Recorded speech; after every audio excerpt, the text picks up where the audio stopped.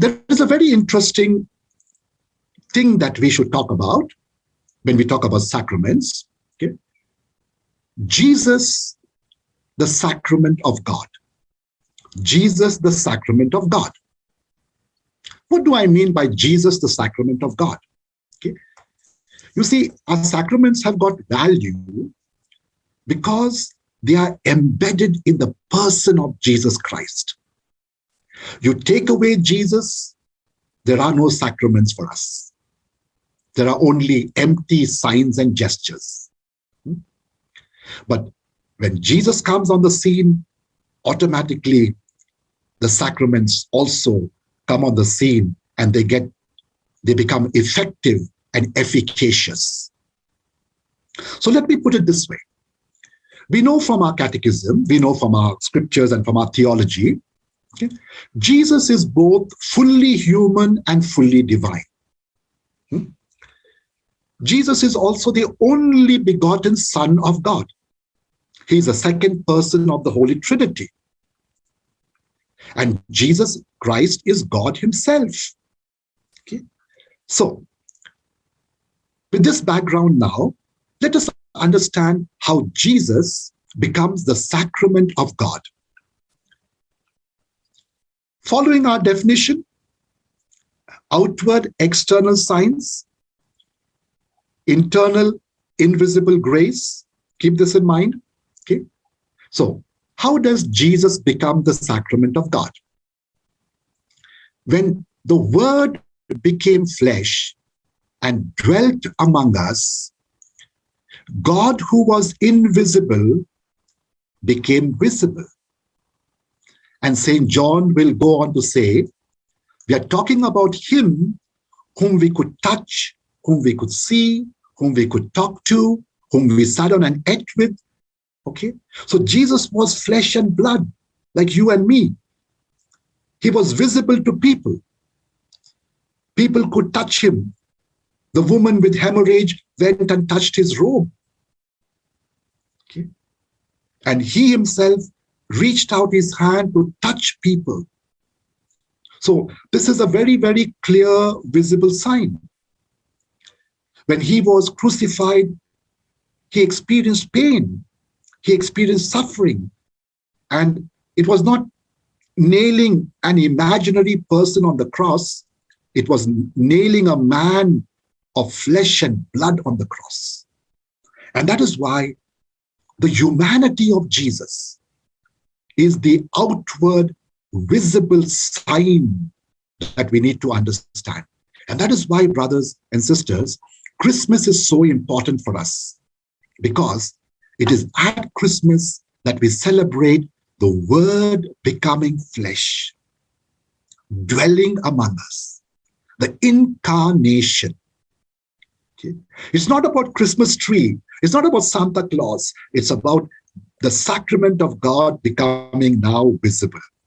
That which was invisible now becomes visible, tangible, touchable, etc. Okay, that's one part of it. Now, what happened? When Jesus began his ministry, he went about doing three important things: healing, preaching, and exorcising people. Okay, among many other things that he did as well. Okay, but these are the three main categories of things that he did in his ministry.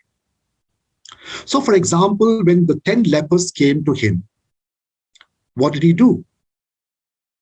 He said, I wish that you are clean. He spoke words. And these words transformed the persons from their leprosy to become well again. Okay.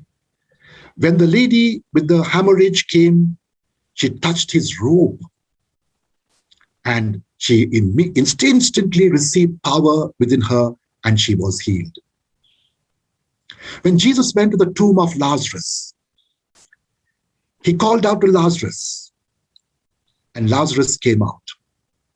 So we see in the life of Jesus, he's touching people, he's uttering words to people, And at least in one or two instances, he also applied something to people. Do you remember the story about the blind man? Yeah. He took him outside the village. Right.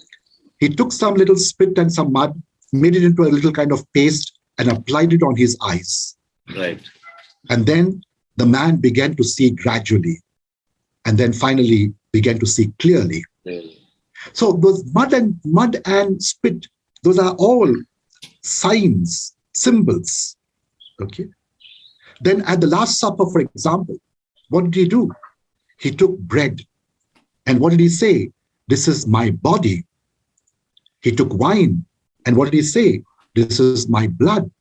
You see? So the outward external signs and symbols transformed into inward invisible grace through his words, through his actions, through his very person.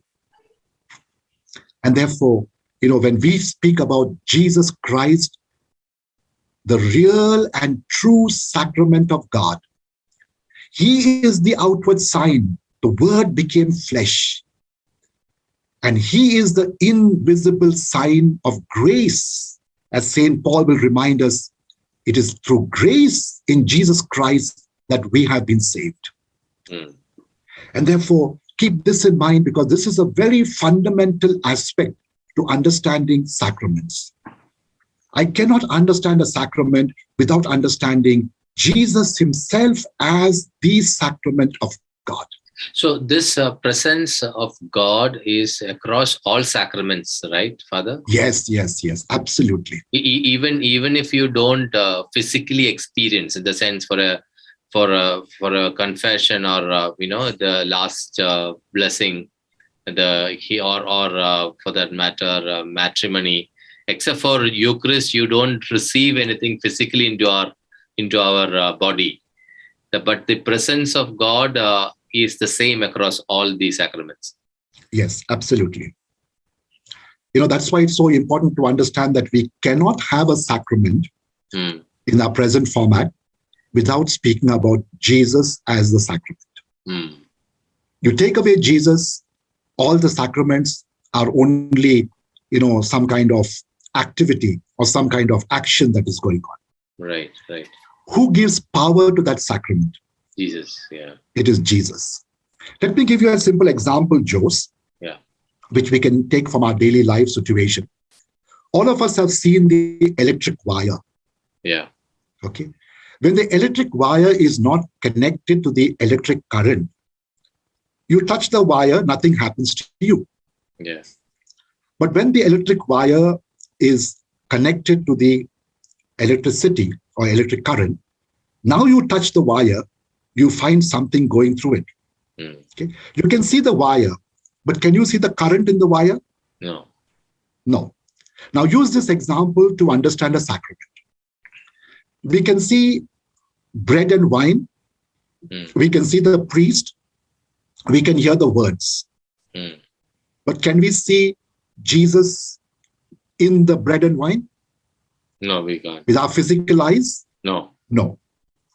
Okay. So just like the current flowing through the wire, okay, which we cannot see, same way, Jesus in the bread and wine, now the body and blood of Christ, we understand, we know, we experience, and we believe in faith, just as we see the electric current flowing through the wire. Okay. So in the same way, for example, any sacrament without Christ is like a wire without current. Yeah. But every sacrament with Christ is like the electric wire with current.